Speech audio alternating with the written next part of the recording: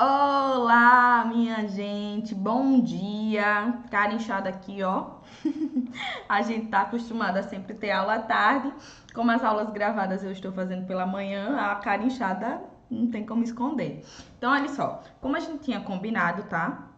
As aulas de Química 1, elas serão gravadas, uma vez que são aulas mais simples e mais curtas.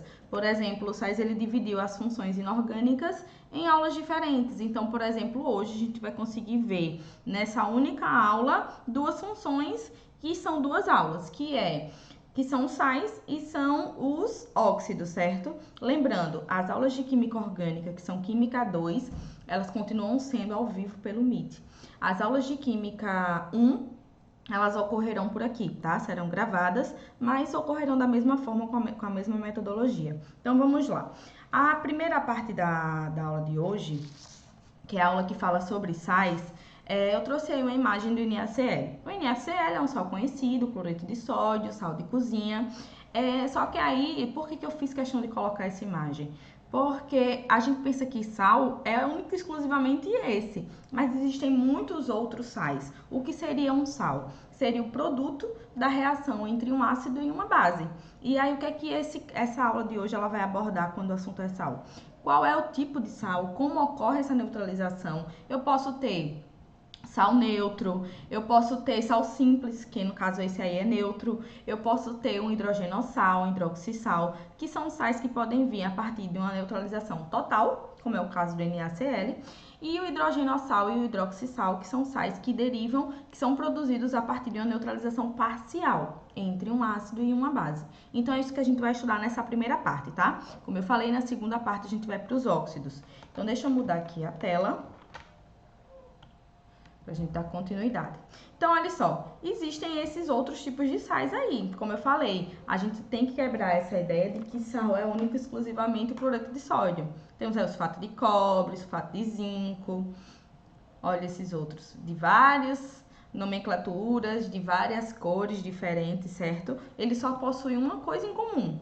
O que é que eles têm em comum? Eles são produtos da neutralização, ou seja, da reação entre um ácido e uma base. Isso eles possuem em comum, é o fator, é o critério que eles têm em comum, mas todos os envolvidos mudam, que são os ácidos e as bases envolvidas na produção desse sal, certo?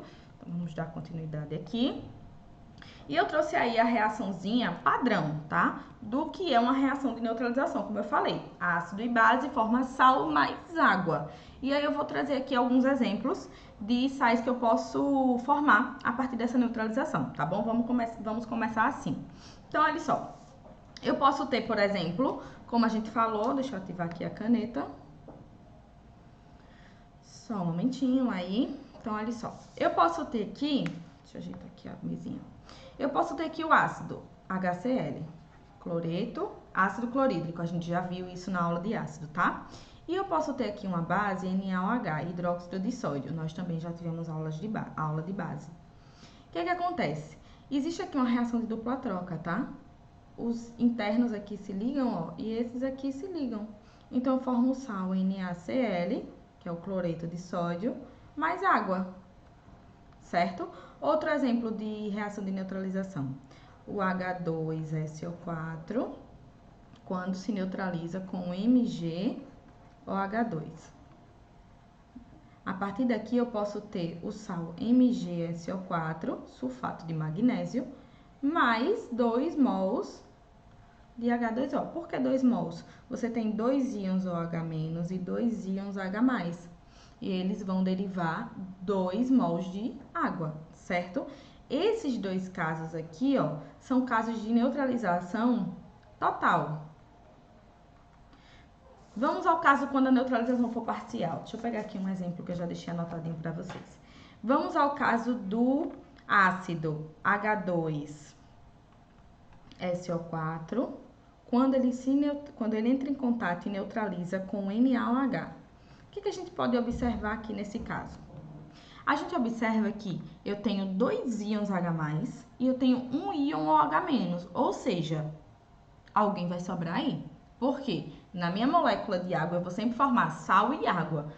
Por cada mol de água, eu tenho dois hidrogênios, certo? E aí, se você observa aí, você terá 3 hidrogênios.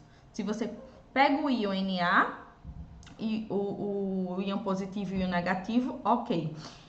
Depois disso, o que sobra? Sobram 3 hidrogênios e um oxigênio. Ou seja, eu retirando 3 hidrogênios e um oxigênio, retirando aí a minha molécula de água, sobra um hidrogênio. Ou seja, esse hidrogênio ele vai ficar no meio do meu sal. Isso é um resultado de uma neutralização parcial, que é o que eu chamo de hidrogenossal, tá? Então, é bem simples, não tem realmente segredo, é só isso mesmo que eu tô passando para vocês. Então, vamos ver aqui. Deixa eu mudar. Olha só. Vamos aqui unir, ó, formando o Na. Vou deixar um espacinho aqui, porque vai entrar um sujeito. SO4, tá? E aqui eu vou formar minha molécula de água, H2O, certo? Só que se você observar, você tem 2 e um 3, e aqui eu só preciso de 2, certo? Ou seja, esse hidrogênio aqui, ó, vem para o meio da minha molécula. É o hidrogênio sulfato de sódio. A gente vai ver já essa nomenclatura, tá? Vamos ao terceiro exemplo. Então, aqui a gente já tem uma neutralização parcial. Vamos ao quarto exemplo, no caso. Vamos utilizar agora o HNO3 mais o CaOH2. Certo. Mais uma vez, o que é que a gente observa aí? Eu tenho um íon H+, e eu tenho 2 íons OH-. Para minha molécula de água, eu preciso de 2 hidrogênios e um oxigênio, certo? E você tem aí, ó, você tem 2 hidrogênios, você tem 3 hidrogênios, sobrou um hidrogênio aí. E você tem 2 oxigênios, sobrou um oxigênio aí.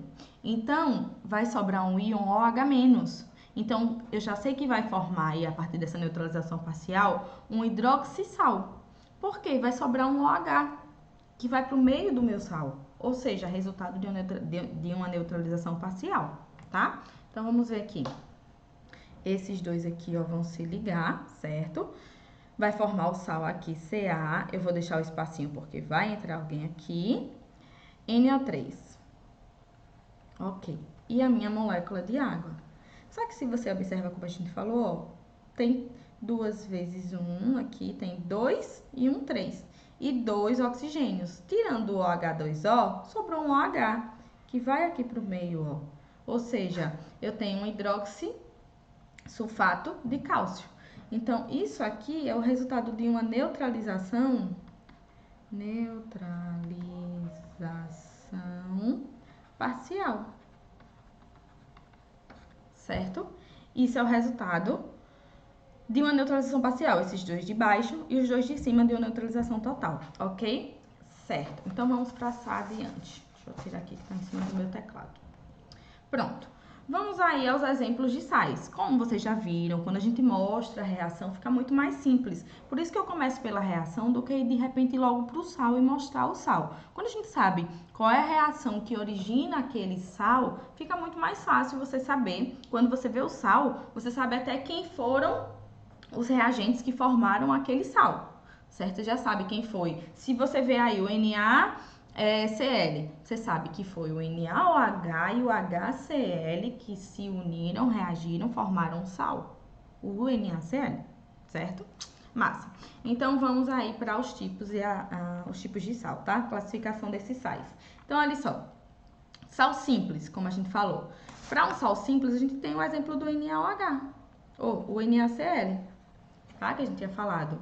Outro sal simples, qual foi o outro exemplo que a gente colocou aqui na reação? MgSO4. Ok.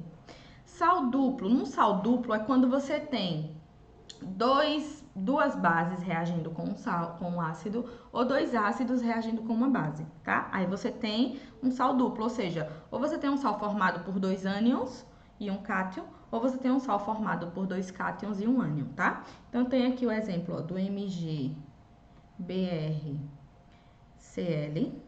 ou seja, 2 cátions e um ânion. E você também tem o exemplo do NaKSO4, ou seja, 2 cátions e um ânion, tá? Ah, os dois são 2 cátions e um ânion, certo? Ok. O hidrogenossal, como a gente já falou, qual foi o exemplo que a gente usou aqui? NaHSO4.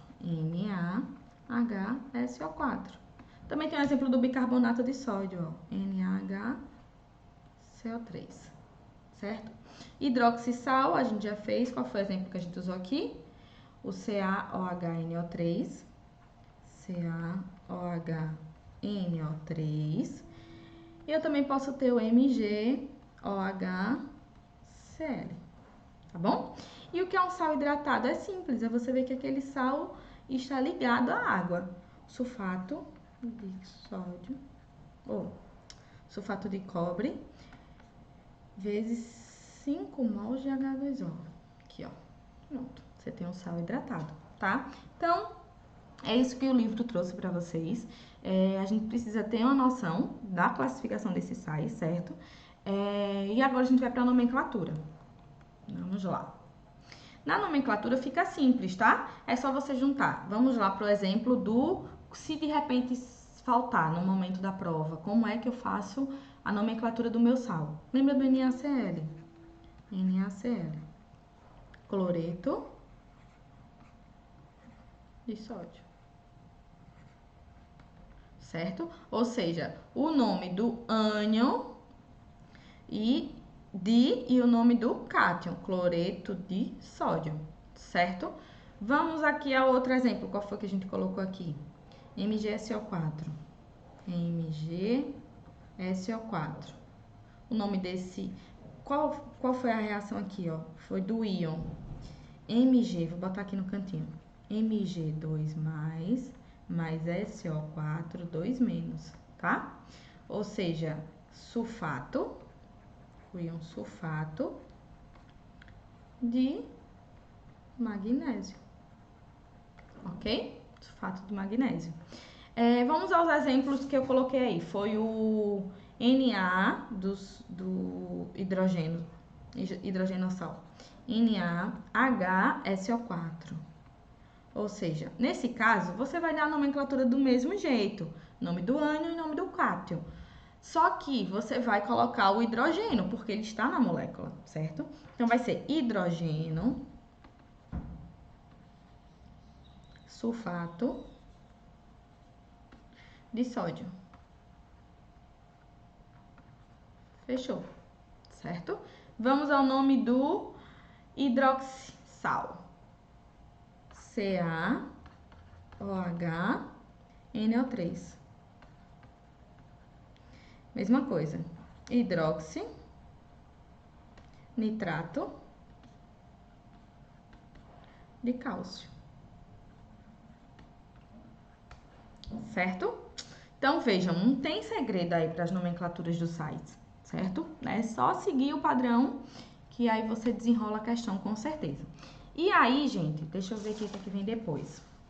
Vamos para as questões, tá? Eu trouxe aí duas questões, questão 1 de sala e questão 1 da proposta, tá bom? Pra gente poder ir já para a segunda parte, que são os óxidos, tá bom? Então, olha só, nessa primeira questão aí do livro de vocês, tem uma questão que fala assim, deixa eu mudar aqui, pronto.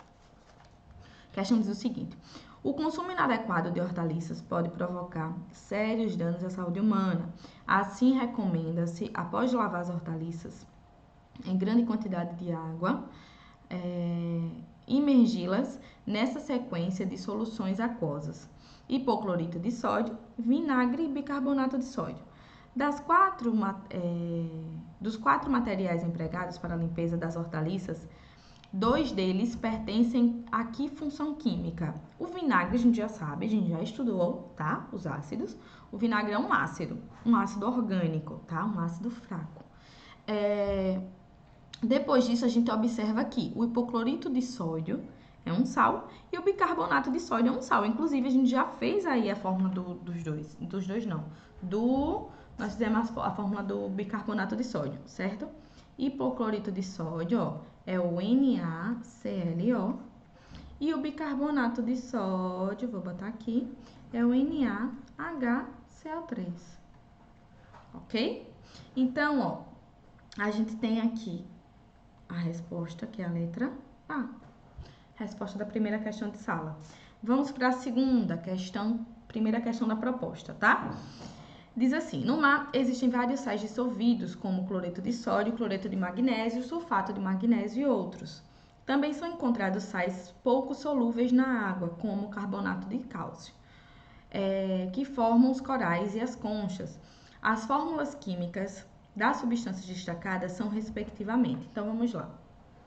Por que eu escolhi essas duas questões, tá? Primeiro, porque falam de sais, a primeira, aplicadas no dia a dia, a gente precisa ter uma noção, tá, desses sais. O bicarbonato de sódio, ele aparece muito em questões quando o Enem gosta de falar sobre excesso de ácido no estômago. O que a gente faz? A gente toma um sal com caráter básico, tá? E a gente vai estudar melhor essa questão do caráter do sal em hidrólise salina, que é quando a gente utiliza um sal para corrigir, por exemplo, um problema como esse, um problema no solo, tá? A gente vai falar melhor sobre isso lá na frente. E por que eu escolhi essa questão? Porque ele pede as fórmulas a partir da nomenclatura.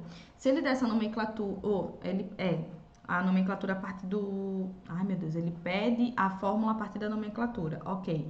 Se ele também tivesse aparecido alguma questão com a fórmula e a partir da fórmula ele pedisse o nome, eu também iria selecionar. Por quê? A gente precisa ter uma noção de tudo isso, tá bom? Então, vamos lá. A questão 1 da proposta pede essas nomenclaturas desses seguintes sais. Vamos fazer de um por um. Cloreto de sódio a gente já sabe, certo? Que é o NaCl. Então, já elimina a letra B, já elimina a letra C. Vai embora. Depois, cloreto de magnésio. Então, ó, é o Mg2+, mais o Cl-, certo? Os dois íons. Então, qual vai ser a fórmula? MgCl2. Se eu quiser saber quem foram os ácidos e as bases envolvidas na formação desse sal, foram MgOH2 e o HCl, certo? Ah, professora, por que não deu uma neutralização parcial? Porque aí eu utilizei, no caso, 2 íons, 2 mols de HCl, certo? E aí eu consegui fazer a minha neutralização total, porque eu tive a mesma quantidade de íons H+, e de íons OH-, tá bem? Então, a gente já elimina aqui, cadê? Todos estão certinho, né? Todos estão certinho. Vamos pro segundo. Carbonato, o terceiro, né? Meu Deus, 1, 2, 3. Não, esse aqui. Sulfato de magnésio. Magnésio Mg2+, e o sulfato SO4 2-. Ele cortando aqui, ó, MgSO4. Então, a gente já elimina aqui a letra A, que isso tá falso. E já elimina a letra E, que também isso tá falso. E a gente só sobra como alternativa verdadeira a letra D, certo? Mas vamos pro carbonato de cálcio. Carbonato de cálcio, ó, é o Ca2+, e o CO3 2-, que forma o sal CaCO3. Ah, quem são os ácidos e as bases? O ácido e a base envolvida aqui seria o CaOH2 e seria o H2CO3, tá bem? E aí, ó, ele aqui, resposta certa, a letra D, tá? Ok. A gente fecha aí a primeira aula sobre os sais. Agora a gente vai para a segunda aula, que fala sobre óxidos, tá? E por que eu comecei aí a aula sobre óxidos com essa imagem? Quem já foi meu aluno aqui antes, que ainda tem alunos novos, né, que entraram agora no terceiro ano, mas eu gosto muito de falar sobre o CO2. Para mim, o CO2, ele é uma substância, um óxido que vai aparecer na sua prova do Enem no final do ano com toda certeza. Se ele não aparecer, você pode mandar uma mensagem para mim, professora, você me enganou, certo? Ele aparece por quê? O CO2, ele está envolvido em vários casos. Por exemplo, o Enem adora falar sobre questões ambientais. O CO2 está envolvido na queima dos combustíveis fósseis, tá? No efeito estufa. O CO2, ele aparece nos refrigerantes, tá? Por que eu coloquei a Coca? Porque até então, até onde eu conheço, se vocês conhecerem outros, vocês me apresentam, tá? Que eu não conheço outro refrigerante que tenha mais CO2 do que a Coca-Cola. Então, por isso, aí a gente começa a falar muito sobre o CO2, a gente começa a falar muita coisa. Por exemplo, a Coca-Cola é conhecida por ser ácida, bastante ácida, né? Quando a pessoa tá com azia, tá com gastrite, o que é que o médico logo diz? Nada de refrigerante, principalmente Coca-Cola. Os refrigerantes, eles possuem ácido fosfórico, vocês fizeram um sais Enem esses dias, E tava lá na prova de vocês falando sobre os ácidos, tá? Sobre a química do refrigerante. Interessantíssima a questão. A gente vai discutir sobre ela depois, tá? E aí ele falava sobre o ácido fosfórico, que é usado como conservante, H3PO4. E existe o CO2 no refrigerante. E o CO2 é um óxido ácido. Quando ele se liga com água, ele forma um H2CO3. E aí, o que acontece? A gente vai para outro fator também falando sobre o CO2. A gente dá para falar muita coisa. Minha gente, dá para falar muita coisa. Dá para falar sobre geometria, polaridade. Geometria do CO2 linear. O CO2 é uma molécula apolar que possui ligações covalentes polares, tá? Por que ligação covalente polar? Porque é uma ligação formada por dois átomos diferentes. No entanto, ela possui... A molécula é apolar, mas a ligação é covalente polar. Então, são coisas que dá para trabalhar muito em cima do CO2. Se me colocasse para fazer um aulão só do CO2, eu faria. Dá para falar muita coisa. A gente vai para a dissolução dos gases na água. Quando a gente vai dissolver um sal na água, quanto mais quente, quanto maior for a temperatura dessa água, maior o coeficiente de solubilidade, tá? Isso para praticamente todos os sais. Alguns se comportam de forma diferente. Mas a gente pode falar isso lá pra frente em soluções, tá? Em curva de solubilidade. E para dissolver aí um gás na água, é o contrário. A água ela precisa estar mais fria, mais resfriada. Quanto mais baixa estiver a temperatura da água, mais você consegue dissolver o gás dentro. Então, qual é a melhor forma? Qual é a melhor Coca-Cola? A melhor é a do recipiente de vidro. Nós temos aí a latinha, temos o plástico, a garrafa PET, e temos o vidro. A melhor é a de vidro porque a parede do recipiente de vidro é muito mais... as moléculas estão muito mais unidas, então você consegue reter mais ali o refrigerante, tá? Por isso que se você coloca um refrigerante de coca uma garrafa de refrigerante num congelador de plástico, ela pedra e não vai estourar. Mas se você coloca uma garrafa de vidro para congelar, bota no freezer para gelar e você esquece, ela congela, ela vai estourar. Por quê? O gás tem que sair para algum lugar e pelas paredes do recipiente ele não consegue passar do vidro. Então, ou ele quebra em cima, ou geralmente quebra embaixo, tá? E aí, o que é que acontece? Quando você toma... Qual é a melhor, né? Voltando. A melhor é a de vidro, a garrafa ou recipiente de vidro, e a coca bem geladinha, porque quanto mais gelada ela estiver, mais retido o gás está lá dentro desse refrigerante, certo? E aí, aquela sensação maravilhosa dessa, assim, né? Parece que vai queimando, assim, as bolinhas de gás na nossa garganta. Ai, meu Deus, deu até vontade de encher a boca de água. Então é isso, quando você abre um refrigerante e ele não tá muito gelado, ele tá quente, com certeza vai derramar. Por quê? O gás tá ali louco pra ir embora. Ele não fica preso ali, retido na temperatura mais alta, certo? Então dá pra gente falar muito aí de CO2, como vocês estão vendo, né? Enfim, vamos para o que importa. Deixa eu passar aqui. Temos aqui, tá, a classificação dos óxidos. Nós podemos classificar os óxidos como ácido, básico, anfótero e o peróxido, tá? Quando é que ele é ácido? Por exemplo, quando você liga esse óxido à água e ele forma um ácido, como eu falei aí do CO2, tá? CO2 você liga ele com água, reage e forma um H2CO3. Básico, quando você liga esse óxido com água e ele forma uma base.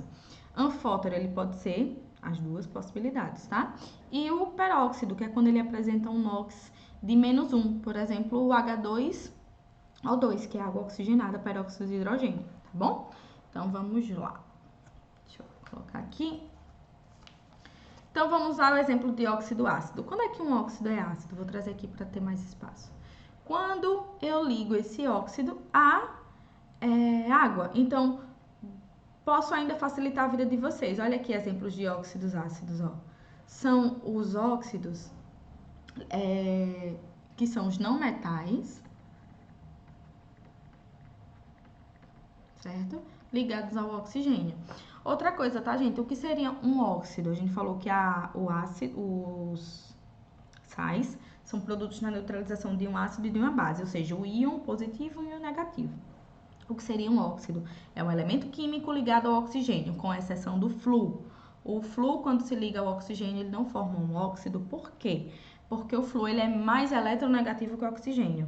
Esse elemento que se liga ao oxigênio e forma um óxido tem que ser um elemento menos eletronegativo do que ele, tá bom? Lembra lá, os elementos mais eletronegativos, propriedade periódica, flúor, oxigênio e nitrogênio. O flúor é o mais eletronegativo, tá bom? Então, voltando aqui. Então, um exemplo aqui, ó. Como tá aqui, ó, no frasquinho? É CO2, CO2, ok? Óxido básico são os metais ligados ao oxigênio. Exemplo, Na2O, MgO, CaO. Óxido anfótero. Anfótero, eu trouxe aqui os dois mais conhecidos para vocês. O óxido de zinco e o Al2O3, tá? Eles estão aqui, ó. Tchan e tchan.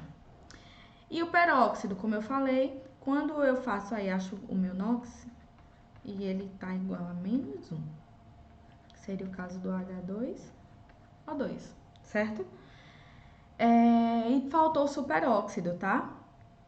Superóxido é quando o NOx vai para -2, e aí seria o ai meu Deus, K2O4, exemplo, tá? Superóxido, vou colocar aqui. Pronto. Era para ter continuado aqui. Superóxido. Tudo junto, tá? Beleza. Então, uma vez que a gente já sabe, já classificou, vamos às nomenclaturas, tá?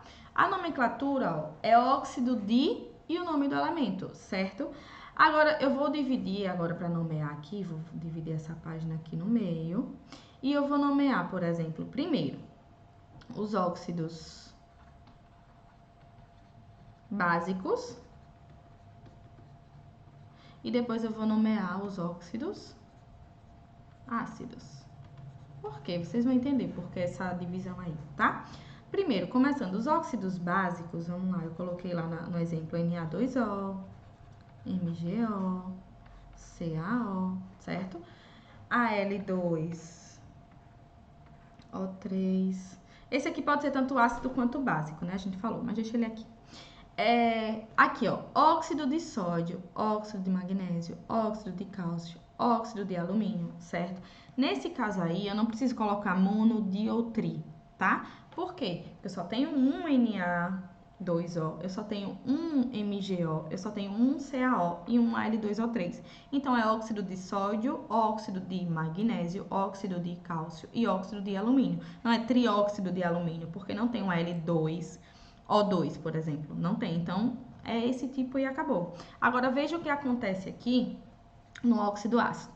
Eu tenho esse cara, eu tenho esse cara, eu tenho esse cara, esse e esse.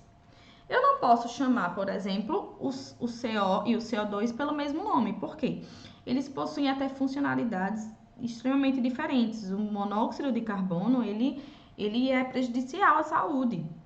Muito prejudicial, ele é resultado de uma combustão incompleta, tá? E o dióxido de carbono já é o oposto, não é o oposto, ele é prejudicial ao ambiente, como a gente falou, mas ele não vai ter a mesma aplicabilidade que o CO2, então eu não posso chamar os dois da mesma forma, então seria... Agora, como você vê que existe essa variação aí da quantidade de oxigênios, o que é que acontece? Eu vou nomear de acordo com o número de oxigênios. 1, mono, 2, di e 3, tri. Quando tiver um, você escolhe ou bota monóxido de carbono ou óxido de carbono. Se você falar óxido, é porque o oxigênio está lá, certo? Fica aí a critério colocar o mono ou não. Aí, no caso, eu poderia dizer que é o monóxido de carbono ou óxido de carbono. Um oxigênio.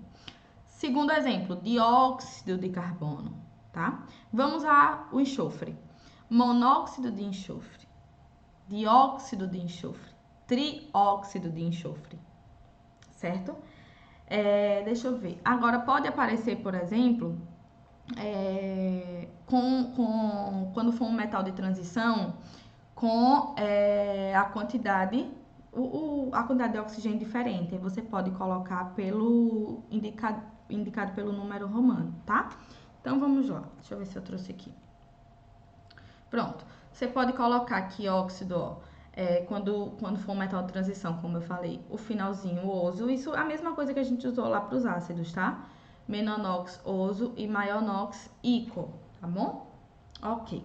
E aí, depois disso, a gente já tendo visto a nomenclatura, já tendo visto a classificação, a aplicabilidade desses óxidos, tá? A gente vai para a questão das questões, o exercício. E aí eu escolhi 2 questões também, para não ficar muito pesado, muito cansativo. Eu escolhi a terceira de sala e escolhi a segunda da proposta, tá bom? Vamos lá. Olha só. Terceira questão de sala. Ele traz as nomenclaturas e ele pede para a gente formar aí a fórmula molecular a partir dessas nomenclaturas. O dióxido de enxofre é um dos diversos gases tóxicos poluentes liberados no ambiente por fornos de usinas e de indústrias. Uma das maneiras de reduzir a emissão dos gases tóxicos é a ingestão de carbonato de cálcio no interior dos fornos industriais. Carbonato de cálcio injetado nos fornos de usinas se decompõe formando óxido de cálcio e dióxido de carbono. O óxido de cálcio, então, reage com o dióxido de enxofre para formar sulfito de cálcio, no estado sólido menos poluente. Assinale a alternativa que apresenta na sequência em que aparecem no texto as fórmulas químicas dos compostos destacados que foram mencionados no processo. Então, vamos lá. Dióxido de enxofre. 2 óxidos, 2 oxigênios e um enxofre. Então, aí só pode ser letra A, letra B, letra C ou letra D. Letra E já tá errado. É trióxido, certo? Beleza.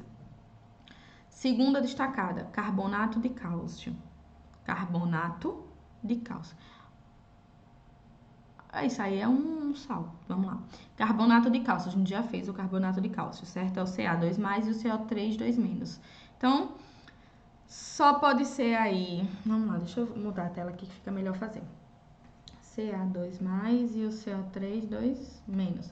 Então, aqui, ó, Ca, CO3. A gente já elimina esse aqui e esse aqui já tinha sido eliminado, né? Então, só sobra aí na terceira, letra B ou letra D. Depois, óxido de cálcio. Óxido de cálcio, CaO. As 2 estão certos. Dióxido de carbono. Dióxido de carbono, CO2. Os 2 estão iguais. Quem vai decidir... aqui igual... Aqui igual, aqui igual. Queridos, temos 2 alternativas iguais, ó. SO2, SO2. CaCO3, CaCO3. CaO, CaO. CO2, CO2. E CaSO3, CaSO3. Tá? E aqui o sulfito de cálcio. Sulfito de cálcio é o cálcio mais o SO3, 2-. Sulfito de cálcio. Eu acho que o erro foi aqui, viu? Eram para eles terem mudado essa última aqui. E eles não mudaram, colocaram aqui outra formulazinha, tá? No gabarito do site está a letra B, mas a gente já achou aí qual foi a confusão, tá bom? Ok, vamos à segunda questão do Enem. Segunda questão da proposta, que é do Enem. Diz assim: os oceanos absorvem aproximadamente 1/3 das emissões de CO2 procedentes de atividades humanas, como a queima de combustíveis fósseis e as queimadas. O CO2 combina-se com águas dos oceanos, provocando uma alteração importante em suas propriedades. Pesquisas com vários organismos marinhos revelam que essas alterações nos oceanos afetam uma série de processos biológicos necessários para o desenvolvimento e a sobrevivência de várias espécies da vida marinha. A alteração que se refere o texto diz respeito ao aumento, porque eu coloquei essa questão para vocês verem, questão do Enem falando sobre quem? Sobre o CO2. Só para comprovar, mostrar realmente para vocês o que é real que eu falei, tá? A importância do CO2 para essa aula e para o Enem. Então, é assim, vocês precisam saber. E vocês estão assistindo a aula, vocês já estão sabendo, tá? Então, a alteração a que se refere o texto diz respeito ao aumento de letra A. A gente já sabe que o CO2 é um óxido ácido.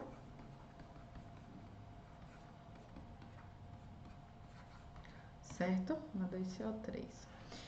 E aumenta a acidez nos oceanos, tá? Então, tá aí nossas 2 aulas em um vídeo só, tá bom? Fechamos aí funções inorgânicas, vimos várias aulas de ácidos, vimos aula de base, vimos agora aula de sal e aula de óxidos, tá bom? Qualquer dúvida, vocês mandam pra mim e a gente se encontra, tá? Beijos!